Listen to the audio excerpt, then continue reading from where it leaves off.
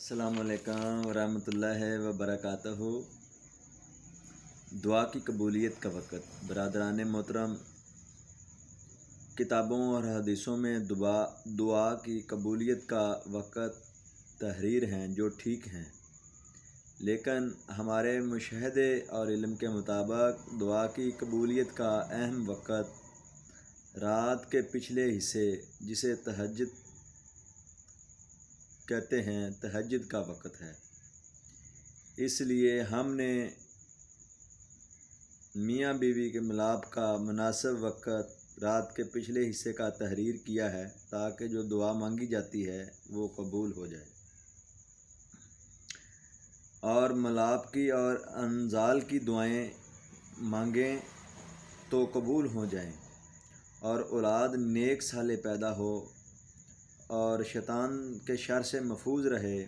तहज्जुद के वक़्त दुआएं मांगें, इंशाअल्लाह ताला दुआएं कबूल होंगी। इसके बाद अज़ान बावज़ू पाक साफ़ होकर बैठ कर सुने। अज़ान के फ़ौरन बाद दुआएं कबूल होती हैं और फिर हर नमाज के फ़ौरन बाद दुआएं कबूल होती हैं।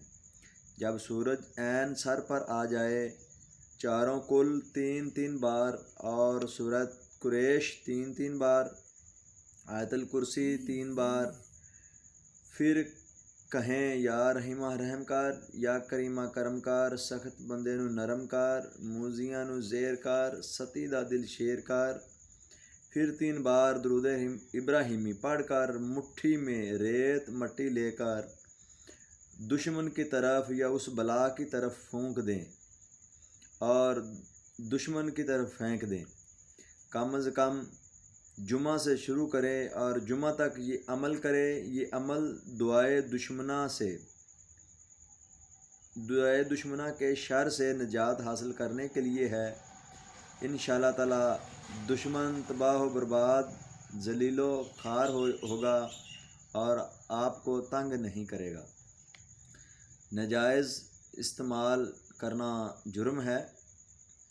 तो प्यारे दोस्तों, किसी औरत या आदमी की बिदत छिड़वाने के लिए, मिसाल तौर पे कोई बदकार होवे, नशा करदा होवे, या कोई औरत या इंसान जानी होवे, बिदत उन्दी छुड़वाण वास्ते, चोर होवे, डकैत होवे, यानी कि बिदत होवे किसी किस्म की भी, तो वो छुड़वानी होवे किसी औरत या आदमी की बिदत छुड़वाने के लिए, जब सूरज गुरूब हो रहा हो तो पाक मट्टी पर 7 मुबीन के साथ सूरत यासीन पढ़ कर कब्रस्तान में फेंक दे। 7 मुबीन का मतलब है दोस्तों कि सूरत यासीन बावजू होके गुरूब सूरज वाल मुँह करके बैठ के या खड़े होके जिस तरह मर्ज़ी पढ़ लो, कोई मसला नहीं, वो पढ़ो। और मुबीन तो फिर वापस हटो, फिर दूसरी मुबीन तो फिर शुरू तो पढ़ो, फिर तीसरी मुबीन तो फिर शुरू तो पढ़ो, फिर चौथी मुबीन तक चले जाओ, फिर शुरू तो आके पढ़ो, फिर 5वीं मुबीन तक चले जाओ, फिर शुरू कर दो सूरत यासीन। इस तरह 7वीं मुबीन तक चले जाओ, फिर पिछे हट आओ, तो एक पाक मिट्टी का डिल वट्टा जिन्हों कहते हैं पंजाबी ज़ुबान दे विच, उर्दू में ढीला कहते हैं, उन्हें तो फूंक मार दो। तो पाक मिट्टी पर 7 मुबीन के साथ सूरत यासीन पढ़ कर कब्रस्तान च फेंक देवे और दिल च ख्याल करे कि जिस तरह ये कब्रस्तान वाले इलाही दुनिया छोड़ गए हैं, इसी तरह इलाही ये बंदा और साथ उसकी माँ का भी नाम ले, यानी कि जो बदकार हो, औरत हो या बंदा हो या जो भी हो, उसका नाम ले। तो यानी कहे कि जिस तरह ये दुनिया कब्र वाले दुनिया छोड़ गए हैं, ये फ़लाँ बंदा, माँ का नाम फ़लाँ, बिदत छोड़ जाए। जुमा से जुमा तक यही दुआ मांगें, इंशाअल्लाह ताला कबूल होंगी। याद रहे, दुआ मांगने वाला जानी ना हो, ये शर्त है, और नेक परहेज़गार मुत्तकी होना लाजम है, वरना दुआ अपना रास्ता बदल लेती है। अपने सुकून के लिए इशा की अज़ान के फ़ौरन बाद दुआएं मांगें।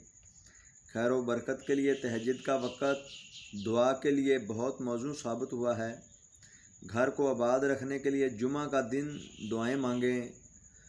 اجتماعی دعائیں فوراً قبول ہوتی ہیں۔ اس کے بعد کوئی بھی تمہیں ضرورت پی جاوے، کوئی مسئلہ پیش آ جاوے، کوئی پریشانی آ جاوے، کوئی مصیبت آ جاوے، تو فوری 8-10 بندے یا اس تو زیادہ بچے یا عورتاں بلاؤ تے انہوں نے اکٹھا کرو، اجتماعی انہوں دعا کہندے نے، اجتماعی دعا منگو۔ اجتماعی دعائیں فوراً قبول ہوتی ہیں۔ دعا سے پہلے توبہ اور استغفار لازم شرط ہے، اور متقی اور پرہیزگار ہونا بھی لازم شرط ہے، یعنی بندہ کا مومن ہونا ضروری ہے۔ دعائیں بندہ عورت خود بھی مانگ سکتے ہیں اور کسی سے منگوا بھی سکتے ہیں۔ دعا مانگنے کے بعد حسب توفیق نظر و نیاز دینا چاہیے۔